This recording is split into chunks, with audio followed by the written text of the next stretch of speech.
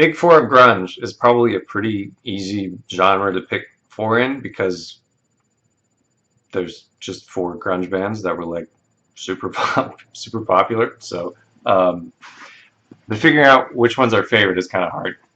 For those that don't know, grunge music is kind of like this group of alternative rock bands from Seattle that all kind of peaked around the same time that made a whole bunch of different alternative rock sounds, some of which were a little a little more inspired by classic rock than others, some of which were a little more inspired by metal and other rock genres. So they're all really good and they're all really popular. So it's kind of hard to for me to rank them, but let's talk about them. When you think about grunge, you think about Nirvana, right? It's just kind of what it is. Nevermind was an incredible album, and they made some really good songs off their other pieces of work as well. So there's not a lot you have to say about Nirvana. It's just really good. If you've never listened to like Nevermind in its entirety, like it's just like song after song after song after song of like really good stuff. I would highly recommend.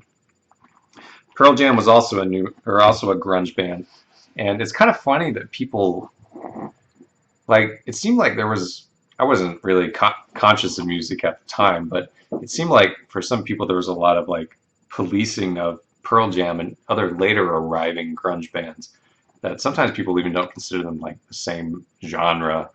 Bands like Stone Temple Pilots and Candlebox and Bush and stuff like that. It's like, oh no, it's just so different. You're like, I mean, if you stare at it long enough, it's not that different. You should probably appreciate both of those bands. But Pearl Jam was one that seemed like it was kind of criticized for being like a normie band, like a jock rock band, I think is what Kurt Cobain sometimes called it. But Pearl Jam was really consistent, and they continue making albums to this day.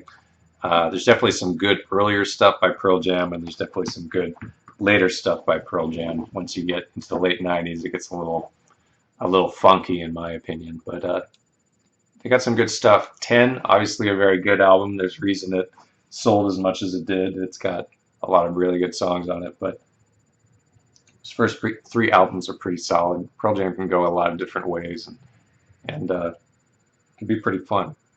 Alice in Chains is another one of the big four grunge bands. They definitely seem a little bit more metal inspired and little darker, I guess you could say. They got songs about the Vietnam War and various pretty dark things. Lynn Staley, the lead singer of Alice in Chains, eventually passed away of some of drug abuse, essentially, and he fought it for a really long time. And sometimes you can feel it in their work. Soundgarden is the other member of the Big Four. They're hitting on the scene, hitting their peak a little bit later when it comes to sales. They have a really good album called Super Unknown that I really like.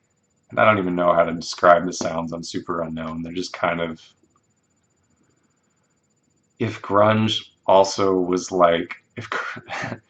If grunge acts were also like really into like 70s era classic rock and like not the like kind of like vanilla classic rock. I mean like the like British classic rock, Led Zeppelin, Osbourne, like a whole lot of stuff like that. So I guess Black Sabbath, not Osbourne, but it's hard for me to rank these guys and these bands.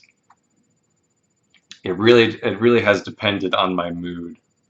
Nirvana's just so good, and I like Nirvana a whole lot, but Soundgarden sometimes is just so wild and wacky that like it really fits me at times. So I don't know if I'm gonna rank them right now, but it's some combination, some